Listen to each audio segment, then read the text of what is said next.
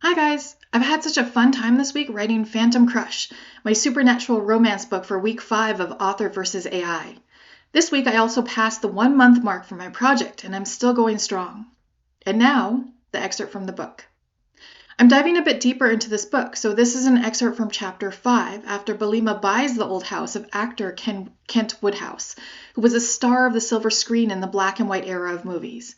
He died almost a century ago from a supposed drug overdose. Belima's furniture hasn't arrived yet, so she's been spending the night in a sleeping bag on the floor. Something she's not too happy about, but that her greyhound dog Pickles doesn't mind too much. Belima's also been asked out by the local carpenter she hired to help fix up her house, and she has a morning coffee date planned with him. Okay, here's chapter 5. When my alarm goes off in the morning so that I can get ready for my coffee date and paper signing, I slap it off, groaning and trying to roll over. But in a sleeping bag, there's no over to roll to. Rubbing my eyes, I sit up and put my elbows on my knees. My eyelids don't seem to want to stay open, and I prop my chin on my hands, trying to will myself to get to my feet. Pickles pokes her nose into my face, but even her cold, wet nose doesn't rouse me at all. "I'll feed you, don't worry," I mumble. "Are you going to lie in bed all day?" The deep male voice acts like a jolt of caffeine to my system. My eyes fly open and I give a small shriek when I see a man standing not 5 feet away from me. I scramble backwards out of my sleeping bag, my hands held up in front of me. The cops, call the cops, is my first panic thought. But when I glance frantically around, I see my cell phone, unfortunately, on the floor next to where I'd been sitting. I can't reach it without coming uncomfortably close to where the man is standing, and that seems like a less than optimal choice. I frantically glance around for something to defend myself with, my brain struggling with the concept of awake and danger at the same time. But there's nothing. The only things in this room are my sleeping bag, phone, and the two of us. And Pickles. But she seems puzzled by my sudden movement. She comes to stand next to me, but she is only looking at me, not at the man. That's very odd. She's usually the first to explore a new person. She tends to make instant friends with strangers. She's not really made of guard dog material, but she'd still go over to greet them. So the fact she's completely ignoring this man is out of character for her. Okay, limited options. The idea is to keep him talking. If he's talking, he's not murdering me, and it might give me time to escape. "What are you doing here?" I ask, my hands still up, half crouched down in a position that probably looks as threatening as a marshmallow. "How did you get in my house?" "Your house?" The man's brows draw down in a frown. "I beg your pardon, this isn't your house." What? Is that why he's here? Was my purchase of this place somehow a scam?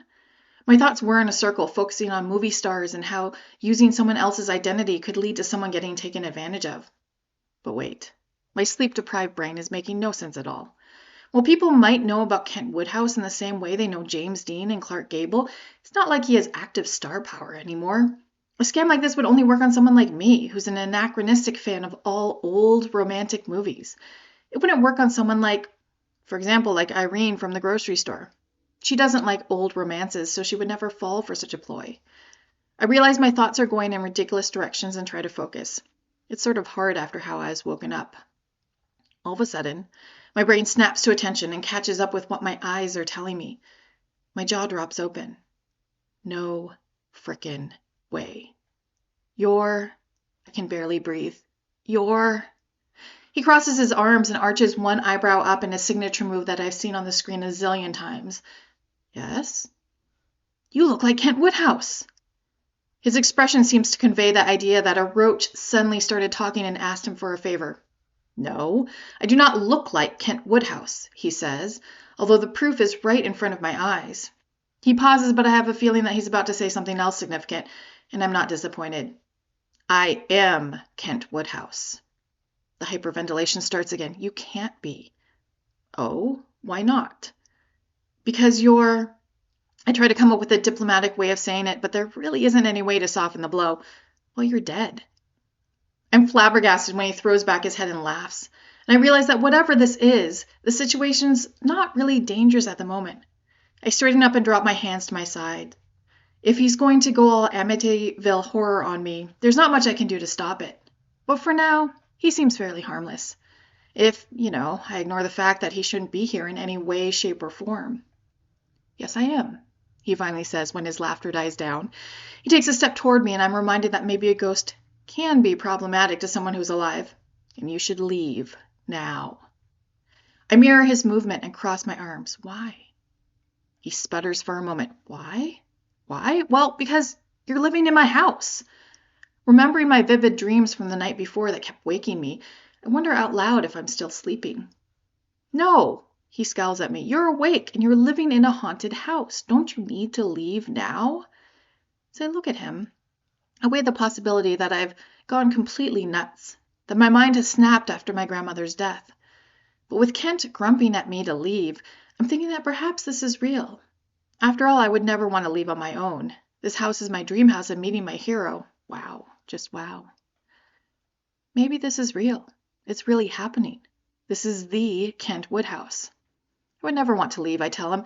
Do you know why I bought this house? He simply stares wordlessly at me, so I continue.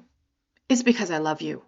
At his suddenly sharp look, I can feel my cheeks burning. I mean, I love your movies, you as an actor. I don't really know you at all, not the real you. You. Tongue, stop moving. Lips, close. I want to sink into the ground and die. But there's already one of us in this room who is dead, so perhaps death by embarrassment isn't necessary. After all, who's he going to tell that I babbled like an idiot? The thought makes me grin. What's so funny? He asks suspiciously. Is it that you've decided to leave after all? No, I say with a considering look.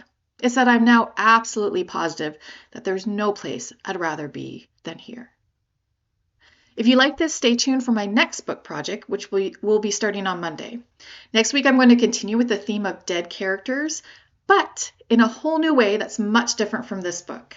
See you then.